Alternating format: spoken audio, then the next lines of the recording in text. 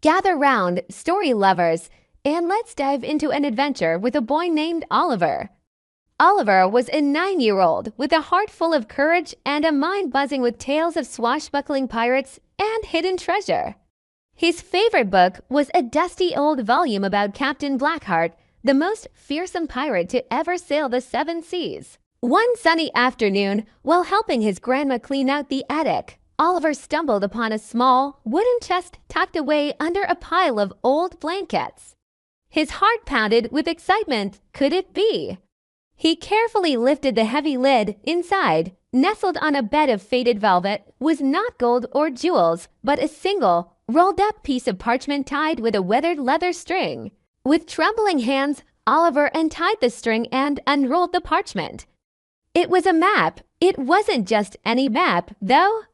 It was hand-drawn with cryptic symbols, a large X marking a spot, and at the bottom, a signature that made Oliver's breath catch in his throat. Captain Blackheart.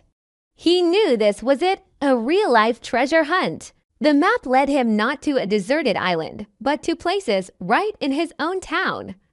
The Whispering Woods was the park behind his house, and the Serpent Stream was the little creek he and his friends always played in.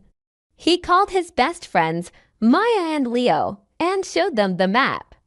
Their eyes grew wide with wonder. The treasure hunt was on. Their first clue on the map was a riddle. Where the giant as shadow sleeps at noon, your next step will be revealed soon. They raced to the town square, where a giant statue of the town's founder stood. At exactly noon, they watched as the statue's shadow stretched out and pointed directly to the old library. Inside the library, they searched for the next clue. The map had a drawing of a book with a lion on it. After a bit of searching, Leo found it. A book titled The Lion of the Sea. Tucked inside its pages was another small piece of parchment. It read, "Follow the path where water once flowed, to find the riches that I have bestowed." They knew exactly where to go. The old, dried-up canal at the edge of town. They followed the winding path, their imaginations running wild with thoughts of pirate gold. Finally, they reached the spot marked with a giant X on the map. It was an ancient, gnarled oak tree. There, half buried among the roots, was a small, iron-bound chest. Working together, they managed to pull the heavy chest from the ground. With a rusty creak, Oliver opened the lid. Inside, there wasn't a mountain of gold coins, but something even more special.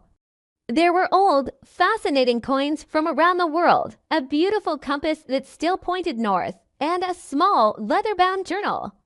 Oliver opened the journal. The handwriting was the same as the signature on the map. It was Captain Blackheart's logbook, but as he read, he realized Blackheart wasn't a fearsome pirate. He was an explorer who loved collecting memories from his travels. The treasure wasn't gold.